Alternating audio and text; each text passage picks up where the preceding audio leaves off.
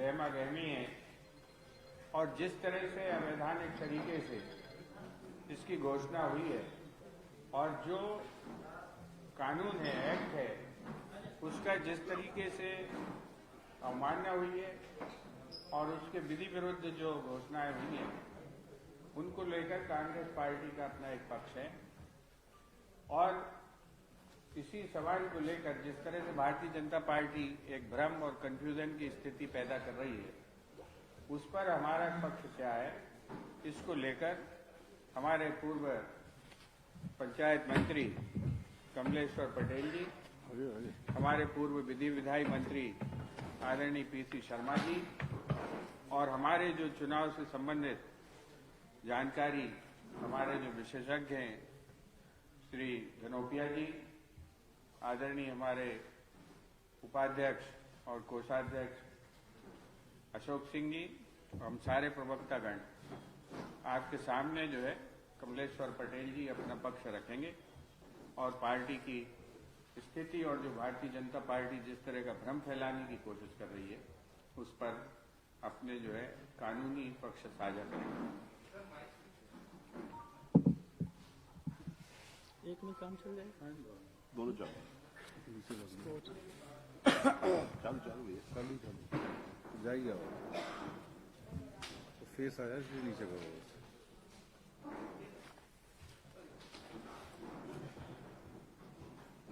सबसे पहले तो आज की इस पत्रकार वार्ता में उपस्थित हमारे सभी सम्मानित इलेक्ट्रॉनिक और प्रिंट मीडिया के सम्मानित साथियों का हार्दिक अभिनंदन, स्वागत। आज की इस पत्रकार वार्ता में हमारे वरिष्ठ नेता, मध्य प्रदेश शासन के पूर्व मंत्री आदरणीय पीसी शर्मा जी, मध्य प्रदेश कांग्रेस कमेटी के उपाध्यक्ष आदरणीय अशोक सिंह जी, आदरणीय भूपेंद्र गुप्ता जी, आदरणीय जेपी धनोपिया जी, आदरणीय हमारे सक्सेना जी, आदरणीय शहरयार खान जी एवं उपस्थित अन्य हमारे सभी सम्मानित कांग्रेस पार्टी के जो वरिष्ठ नेता प्रवक्ता लोग बैठे हैं। आज इनके साथ कुछ बड़े महत्वपूर्ण विषय, जो बड़ा चिंता का विषय है, उन विषयों पे आपके सामने कुछ तथ्य रखना चाहेंगे।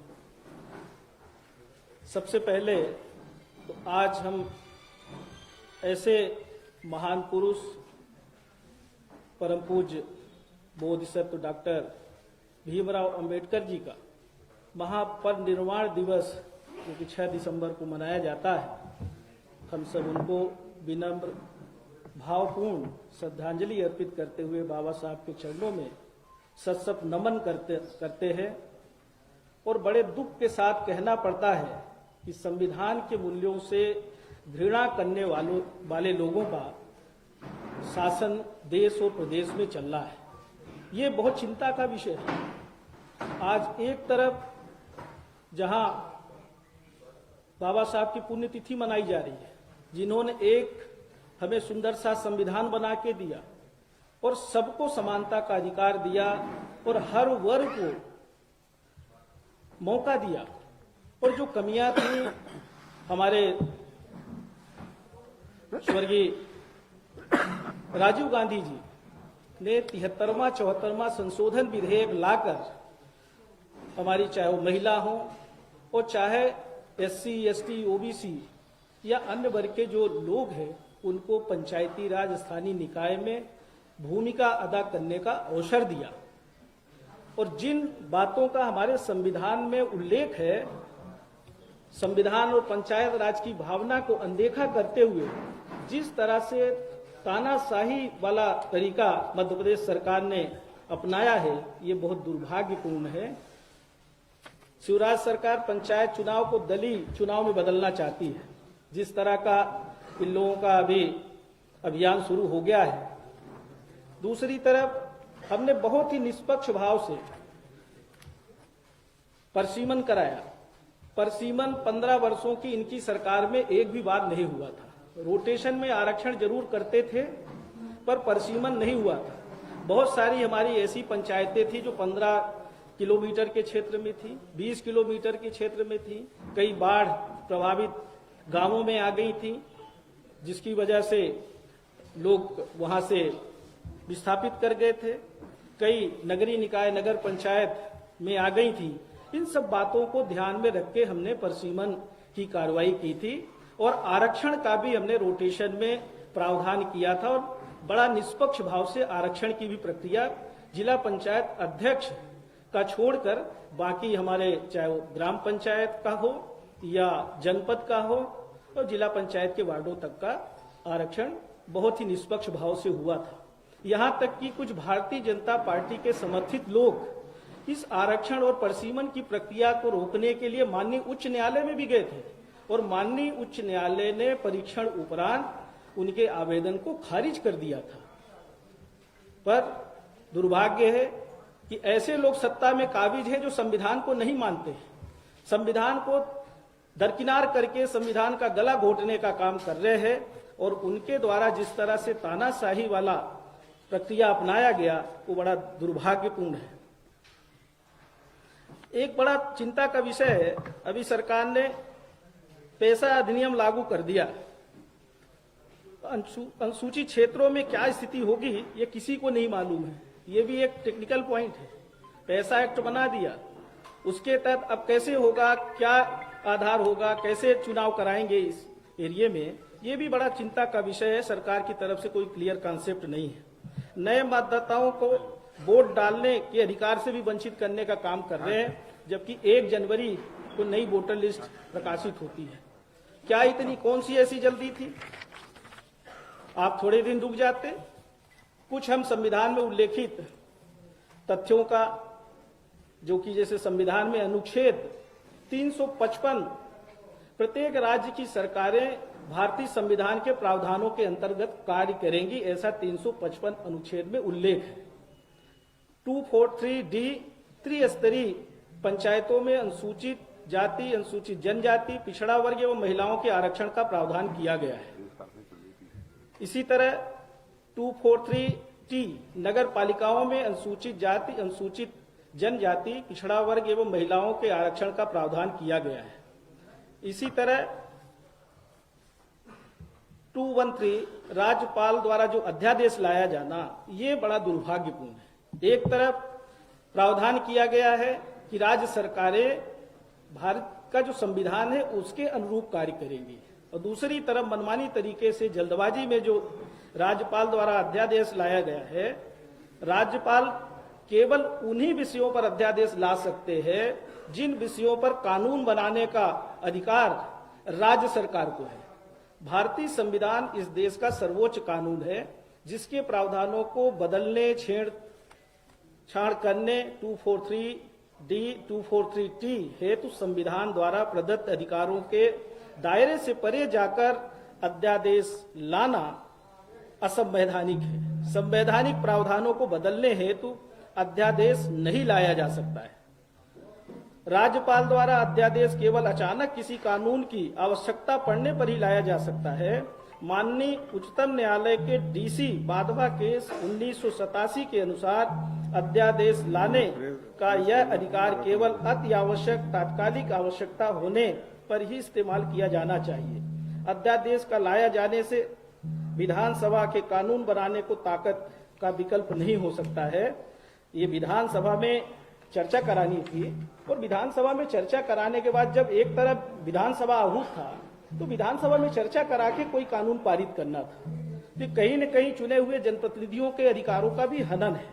अध्यादेश लाने के स्थान पर राज्य सरकार को इस विषय पर विधानसभा में चर्चा कर प्रस्ताव कानून पारित करवाना चाहिए था। इस प्रकार मध्य प्रदेश शासन के राजपत्र क्रमांक 454 जारी दिनांक 21 नवंबर 2021 माननीय उच्च न्यायालय के DC वाधवा केस तथा भारत के सर्वोच्च कानून भारतीय संविधान के प्रावधानों के विपरीत है। इसलिए हमने कहा है कि जो ऐसी सरकारें हमारे देश और प्रदेश में काम कर रही हैं जो हमारे संविधान से घृणा करती हैं, इसीलिए हमने उल्लेख किया है। बातें बड़ी बड़ी करती है पर संविधान का पूरी तरह से मखौल उड़ाने का काम कर रही है। संविधान के अनुच्छेद 243C एवं D के तहत पंचायतों में दो तथ्य बड़े महत्वपूर्ण उल्लेख है कि पहला तो परिसीमन डिलिमिटेशन कराना बहुत जरूरी है इस धारा के तहत, और दूसरा रोटेशन में 5 वर्ष में पंचायतों का आरक्षण कराकर ही चुनाव कराएं। पर उन्होंने ऐसा नहीं किया। उन्होंने एक तरफ जो अभी 1 वर्ष पहले आरक्षण हुआ, परिसीमन हुआ, उसको मानने को तैयार नहीं है, और 7 वर्ष पहले जो आरक्षण का विषय है उसको मानने के लिए तैयार है। ये कहां कौन से नियम में वर्णित है, ये जरूर हम सरकार से जानना भी चाहेंगे। सरकार की तरफ से पक्ष भी आना चाहिए। और हमने जो भी प्रक्रिया की थी मध्य प्रदेश निर्वाचन आयोग के सहमति से ही परिसीमन का, आरक्षण का सारा प्रोसेस नियम प्रक्रिया के तहत किया था। और जिस तरह से जल्दबाजी में मध्य प्रदेश निर्वाचन आयोग ने ये काम किया है, जल्दबाजी में जो घोषणा की है, कहीं न कहीं सरकार के दबाव में किया है। इस पे रोक लगानी चाहिए और जो हमारा कानून कहता है, जो नियम है, उसके तहत करवाना चाहिए। 5 साल में जो आरक्षण की व्यवस्था है, जिससे हमारी महिलाओं को, हमारे SC, ST, OBC के लोगों को बराबर प्रतिनिधित्व मिल सके, इसके तहत चुनाव कराने की आवश्यकता है। इसमें अभी कोई इतनी जल्दी नहीं। और हम लोग चुनाव कराने ही जा रहे थे। अगर कोविड नहीं आता, सरकार नहीं गिरती, तो हम लोग तो बहुत सारी चीजें हमने बड़ी व्यवस्थित करने का हमारी सरकार ने काम किया था। हमने और एक्ट में संशोधन किया था विधानसभा में लाके, और हमने जो 1 महीने में पहली प्रथम ग्राम सभा या जिला पंचायत की सामान्य सभा या आपका जनपद का जो सामान्य सभा की जो बैठक 1 महीने के अंदर करने का था, वो हमने घटा के 15 दिन किया था। क्योंकि 1 महीने काफी समय होता था, काफी इसका अपव्यय भी होता था और धरपकड़ बहुत होती चयन में। हमने एक ये संशोधन किया था, 1 महीने से घटा के 15 दिन करने का काम किया था। और दूसरा एक और हमने संशोधन किया था, सुधार किया था कि कोई भी व्यक्ति अगर वो नगरीय चुनाव में, नगरीय प्रशासन के चुनाव में, नगरीय निकाय में अगर पदाधिकारी चुना हुआ निर्वाचित प्रतिनिधि होता है और जिला पंचायत या जनपद या ग्राम पंचायत में प्रतिनिधि होता है, वो एक व्यक्ति एक ही पद पे रह सकता है। ऐसा हमने एक्ट बनाने का भी काम किया था। तो हमने तो सुधार की दिशा में बहुत सारे प्रावधान किए थे। पर बड़ा दुर्भाग्य है कि जिस तरह से भारतीय जनता पार्टी की सरकार में संविधान को धता बताकर काम करने की कोशिश की जा रही है।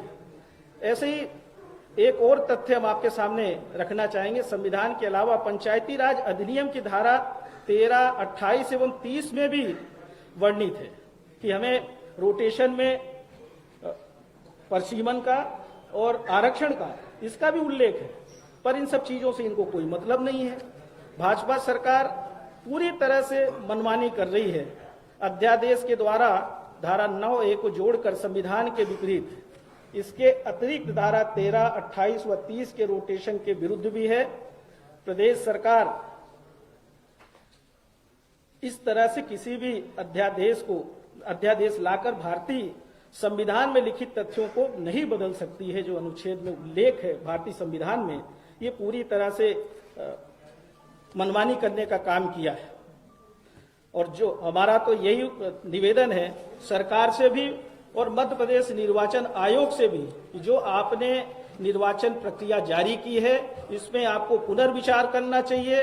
हमारे नेता, हमारी सरकारें, हमारी पार्टी हमेशा से जो वंचित लोग हैं उनको सम्मान देने के लिए हमेशा तत्पर रही है। और ये कानून हम कह सकते हैं कि मध्य प्रदेश में जब दिग्विजय सिंह जी की सरकार थी, बड़े निष्पक्ष भाव से चुनाव कराया था और अधिकार संपन्न इस वर्ग के लोगों को कराया था। पंचायती राज अधिनियम को मजबूत करने का जो महात्मा गांधी जी का सपना था, ग्राम स्वराज का, राजीव गांधी जी का जो सपना था, उसको साकार करने का अगर किसी ने काम किया था तो कांग्रेस सरकार ने, कांग्रेस पार्टी के नेताओं ने किया था। इन्होंने 15 साल में, पिछले 15 सालों में कमजोर करने का काम किया। सरकार बनते ही आप लोगों को ध्यान होगा, यही सरकार, यही शिवराज सिंह जी ने जो हम अधिकार जनपद अध्यक्ष और जिला पंचायत अध्यक्षों को दिए थे, वो अधिकार इन्होंने छीन के और प्रशासक नियुक्त कर दिया था। फिर हम लोगों ने विरोध किया, तब जाके इन्होंने फिर वापस लिया था। हमने अगर चुनाव में थोड़ा डिले हुआ तो हमने चुने हुए जनप्रतिनिधियों को ही सम्मान दिया, चाहे वो ग्राम पंचायत के प्रधान हो या चाहे जनपद में हो और चाहे जिला पंचायत के जो चुने हुए निर्वाचित प्रतिनिधि थे उनको ही मौका दिया, ना कि प्रशासनिक अधिकारियों को। ये अंतर है कांग्रेस पार्टी और भारतीय जनता पार्टी में कि किस तरह से चुने हुए जनप्रतिनिधियों को या हमारी जो पंचायती राज संस्थाएं हैं उनको किस तरह से कमजोर करने का काम कर रही है, और हमारे जो नवयुवक है, जो नया वर्ग है, जो अभी मतदाता वोट देने के लिए जनवरी में पात्र होंगे, उनको कैसे वंचित करने का काम कर रहे हैं। हमारी जो महिलाएं हैं, अब आप अंदाजा लगाइए, जो 7 साल पहले सरपंच थे, जो 7 साल पहले जो जनप्रतिनिधि जनपद और जिला पंचायत के थे, वही फिर से होंगे। एक तरफ दोहरा मापदंड अपनाने का काम कर रहे हैं। जिला पंचायत अध्यक्ष का आरक्षण 14 दिसंबर को करने जा रहे हैं, और दूसरी तरफ वहां नया आरक्षण करने जा रहे हैं। दोहरा मापदंड सरकार का देखिए, ये बड़ा चिंता का विषय है। एक तरफ जो 1 साल पहले आरक्षण हुआ, परिसीमन हुआ, उसको मानने को तैयार नहीं है, वहां 7 साल पहले की व्यवस्था को लागू करने के लिए तैयार है। और दूसरी तरफ जिला पंचायत अध्यक्ष के लिए 14 दिसंबर को आरक्षण कराने जा रहे हैं। ये कौन से नियम के तहत कर रहे हैं कि हम पहले जो 1 साल पहले जो हमारा आरक्षण रोटेशन में हुआ, हमारा जो परिसीमन हुआ, उसको मानने को तैयार नहीं है, और दूसरी तरफ जिला पंचायत अध्यक्ष के लिए आप फिर से आरक्षण करा रहे हैं। ये कौन से नियम के तहत कर रहे हैं? कहीं न कहीं इसमें पूरी तरह से भारतीय जनता पार्टी सरकार की, उनके नेताओं की तानाशाही चल रही है, और हमारा जो संवैधानिक व्यवस्था है उसको गला घोटने का काम कर रहे हैं। इसीलिए हम आप सबके बीच में आज पत्रकार वार्ता के माध्यम से आप सब के बीच में ये बात रखे हैं। अभी भी न्यायालय में प्रकरण लंबित है, अभी भी हाई कोर्ट में, जबलपुर में, ग्वालियर में कई जनप्रतिनिधि, इंदौर में जो इस लाभ से वंचित होंगे। रोटेशन अगर फॉलो नहीं होता है तो इससे जो वंचित होंगे वो न्यायालय में अपील किए हुए हैं।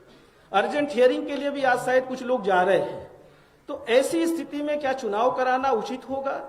क्यों हम इस तरह की प्रक्रिया अपना रहे हैं कि जिससे पूरे प्रदेश के गांवों में रहने वाले जो लोग हैं और जिनको अधिकार मिला था, जो महिला बड़ा सपना सजा के बैठी रही होंगी कि इस बार हमारा आरक्षण में, रोटेशन में ये है, ग्राम पंचायत, जनपद ये है, जिला पंचायत ये है और हम लड़ेंगे, और जिस तरह से इन्होंने वो 7 साल पहले वाली स्थिति निर्मित कर दी है, तो उनके तो सपनों पे पानी फेरने का काम किया है। कोई एससी, कोई एसटी, कोई ओबीसी वर्ग का व्यक्ति अगर वो ग्राम पंचायत में, जनपद में, जिला पंचायत में सपने सजो के बैठा था, नए आरक्षण, नए रोटेशन में जो आरक्षण था उसके तहत उसको मौका मिलता, तो इससे क्यों इस तरह का काम कर रहे? उनके आवाज को दबाने का काम कर रही है भारतीय जनता पार्टी की सरकार।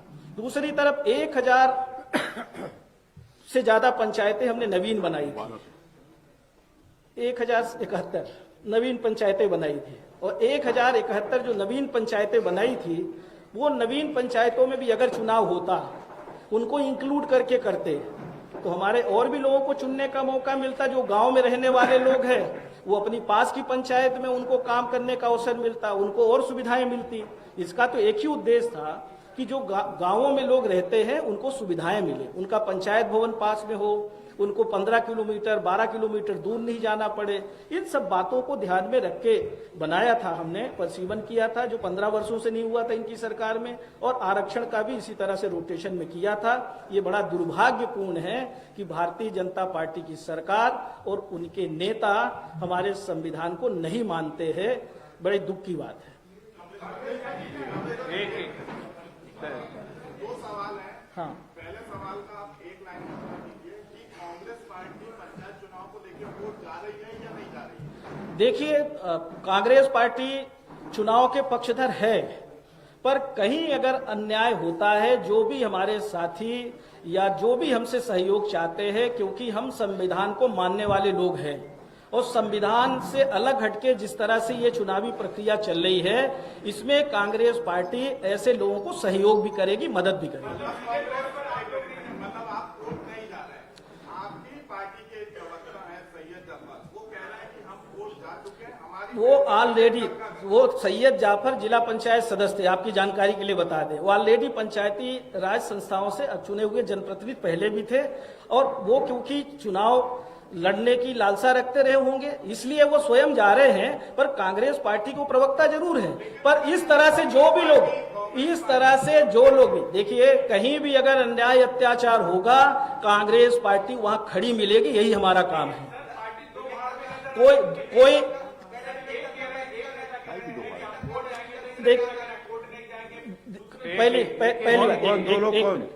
पहली बात ये कि पार्टी, कांग्रेस पार्टी पूरी तरह से एक है और पूरी तरह से संवैधानिक व्यवस्थाओं के तहत जो नियम वर्णित है, अनुच्छेद, उसके तहत चलना जानती है और उसके तहत ही हमेशा चली है। और कहीं भी इस तरह से हमारी संवैधानिक व्यवस्थाओं का दुरुपयोग होगा, भारतीय जनता पार्टी की सरकार में दबाने की कोशिश होगी, तानाशाही करने की कोशिश होगी, वहां कांग्रेस पार्टी के कार्यकर्ता, नेता हमारे प्रदेश की जनता के साथ, जो हमारे जनप्रतिनिधि बनने की भावना नए लोग रखते थे, हमारी महिलाएं रखती थी, हमारे SC ST OBC वर्ग के, जनरल वर्ग के जो लोग रखते थे कि रोटेशन में हमको मौका मिलेगा, उनको न्याय दिलाने के लिए कांग्रेस पार्टी पूरी तरह से उनके साथ खड़ी मिलेगी। आपने कहा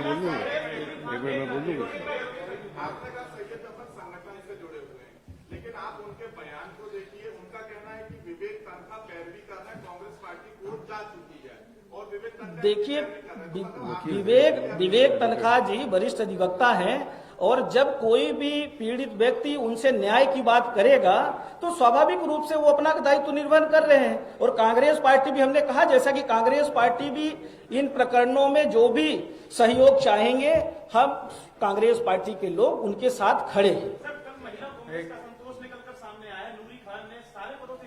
पहले आज जो विषय है, जो विषय है इस पे चर्चा करें। जो विषय है इस पे चर्चा। ये एक मिनट मैं थोड़ा बोल दूं। ये इसमें जैसा अभी कमलेश्वर जी ने कहा, कमलेश्वर जी जो कहा कि आज बाबा साहब अम्बेडकर की पुण्यतिथि है, निर्वाण दिवस, और इसीलिए ये कहना चाहते हैं कि किस तरह से इन्होंने अध्यादेश जारी किया, वही गलत है, क्योंकि ये संवैधानिक वो है, इस पर अध्यादेश जारी नहीं हो सकता। गलती यहीं से शुरू हुई है। उसके अलावा इसमें जो परिसीमा आरक्षण होता है, विधानसभा लोकसभा में भी 20 साल में होता है, इसमें 15 साल से ज्यादा हो गए थे, तो ये होना आवश्यक था। तो ये इसको भी इन्होंने नकारा। और जो 1000 नई बन गई थी पंचायतें, एक तरह से उसको भी रोक लगाई। मतलब पंचायत का मतलब ये होता है कि छोटे छोटे गांव के आसपास लोग ग्रामीण जा सकें, संसाधन वहां नहीं होते तो वहां जाके पहुंच सके और अपनी बात रख सके, उसको भी इन्होंने नकारा है। मुझे तो लग रहा है, कुल मिला के शंका है इन पे, कि जिस तरह से इन्होंने ताबड़तोड़ ये जो निकाला है नोटिफिकेशन चुनाव का, इसमें शंका है कि ये जानते हैं कि संवैधानिक इसमें गड़बड़ की है हमने, इनका कहीं न कहीं इरादा कि कोर्ट से स्टे मिल जाए, हम इसको रोक दें, ये एक शंका दिख रही है। मैं एक मिनट बोलना चाहता हूँ। एक मिनट देखिए, क्योंकि मध्यप्रदेश कांग्रेस कमेटी की ओर से चुनाव आयोग संबंधी जो कार्य है उसके लिए मेरी प्रतिबद्धता की हुई है। मैं 2-3 बातें आपके सामने रखना चाहता हूं कि चुनाव कराने की मांग आदरणीय कमलनाथ जी द्वारा समय समय पर की जाती रही है। हम लोग खुद प्रतिनिधिमंडल के तौर पर जाकर BP सिंह साहब से मिले हैं कि चुनाव कराइए। नगरीय निकाय चुनाव उन्होंने नहीं कराए, उसके बाद में उन्होंने उसको दिया। पंचायत के चुनाव की घोषणा होने वाली थी। आपको आश्चर्य होगा, जैसे आदरणीय कमलेश्वर जी ने बताया है कि जो अध्यादेश आया है, वो अध्यादेश आया है रविवार संडे को, और 22 तारीख मंडे को शाम को 4 बजे पत्रकार वार्ता ऑलरेडी आयोजित थी इनकी। उन्हें मालूम पड़ा कि चुनाव घोषणा हो जाएगी तो क्या करें, उन्होंने इसको करवा दिया। इसमें एक बहुत महत्वपूर्ण पॉइंट ये है, उन्होंने कहा 1 साल में परिसीमन का उपयोग नहीं हुआ, इसलिए उसको निरस्त किया जाए, मतलब पुराना माना जाए। तो उसके लिए भी कानून लाने की आवश्यकता है। जब कानून पहले से लिखा हुआ है तो ये लाने की आवश्यकता कहां पर है, ये उन्होंने किया। दूसरी बात, सबसे बड़ी बात है, चुनाव आयोग ने सरकार को कहा कि सारे अधिकारी जो वहां पर 3 साल के हो चुके हैं उनको स्थानांतरित किए जाए। ये पता कि आज तक किसी का भी स्थानांतरित नहीं हुआ। तीसरी बात, जो मतदाता सूची है जिसका कार्यक्रम चुनाव आयोग ने जारी किया, उसे 6 तारीख आज की लास्ट डेट है जिसे मतदाता सूची होना। जब मतदाता सूची तैयार नहीं है तो चुनावी घोषणा कैसे हो गई। दूसरा, परिसीमन को लेकर 2 तारीख को ग्वालियर हाईकोर्ट बेंच के अंदर कालूराम सोनी द्वारा याचिका दायर की गई। याचिका में माननीय उच्च न्यायालय के जो मुख्य न्यायाधीश महोदय थे उन्होंने स्वयं नोटिस जारी कर 4 सप्ताह में जवाब मांगा, तो परिसीमन का मामला वहां पर आ गया, नोटिस जारी हो गया, नोटिस सरकार को मिल गया, आपने उसको नहीं माना और चुनाव की घोषणा कर दी। तीसरी बात, शनिवार को वहां पर एक हिंडोलिया जी करके हैं, उन्होंने कुछ केस लगाया था जिसमें हमारे कांग्रेस पार्टी के सांसद आदरणीय विवेक तनखा जी अपियर हुए थे, कांग्रेस पार्टी की ओर से नहीं, हिंडोलिया जी की ओर से। उन्होंने कहा कि साहब ये चुनाव होने वाला है, कभी घोषणा हो रही है, अध्यादेश दूषित है, सारी चीजें हैं। और जैसा कि अभी आदरणीय पटेल साहब ने बताया कि कई लोगों को मताधिकार से वंचित किया जा रहा है, तो माननीय न्यायालय ने कहा कि आप चिंता मत करिए, सारी जितनी भी याचिकाएं हैं इंदौर, भोपाल, ग्वालियर, जबलपुर, सब हम एक साथ जोड़ के मंडे को सुनवाई करेंगे। आज माननीय उच्च न्यायालय जबलपुर में सुनवाई हो रही है। उन्होंने कहा कि अगर चुनाव की घोषणा कर देंगे तो आपको आश्चर्य होगा कि इनके एडिशनल एडवोकेट जनरल अंकुर मोदी वहां उपस्थित थे। उन्होंने कहा कि साहब मैं घोषणा नहीं कर रहा, मुझे कोई जानकारी नहीं है चुनाव की घोषणा होगी या नहीं होगी। तनखा साहब ने कहा कि साहब देखिए ये बयान है, खुद नहीं मालूम क्या होगा, फिर भी कर दी घोषणा। तो माननीय चीफ जस्टिस ने कहा कि ठीक है, आप मंडे को कोर्ट में आकर उनसे बात करिए, और शाम को 4 बजे को घोषणा कर दी। ये साफ तौर पर 4 बातें हैं, मतदाता सूची नहीं है, परिसीमन नहीं है, आरक्षण नहीं है। एक चुनाव में 2 आरक्षण कैसे लगेंगे? 2014 का आरक्षण पर सरपंच को, और तीसरी एक बात 2021 में 14 तारीख को आरक्षण होना पर जिला पंचायत अध्यक्ष होगा, और चौथी बात जो मतदाता को वंचित किया जा रहा है, 1-1.5 महीने का गैप रखा गया है। चुनाव कार्यक्रम आप लोगों ने देखा होगा, आप तो बहुत ज्यादा गंभीरता से देखते हैं। आप देखिए 15 दिन का होता है, जिस दिन मतदाता अपना फॉर्म भरता है कोई व्यक्ति, उसके बाद 15 दिन का मतदान होता है। ये रहा मेरे पास कार्यक्रम, 1.5 महीने के बाद सेकंड फेज। हाँ, नियम तो सब में एक होना चाहिए ना, 1.5 महीने के बाद आप मतदान करा रहे हैं। तो मेरा ये कहना है ये सारी की सारी दूषित कार्रवाई है। ये दूषित कार्रवाई कराने के लिए चुनाव आयोग को भारतीय जनता पार्टी ने मजबूर किया है। जैसा पी शर्मा जी ने कहा है, वो चाहते हैं इतने लघु ने छोड़ दें कि न्यायालय में जो लोग जाए हो जाए, और कहने हुए हमने तो घोषणा कर दी थी।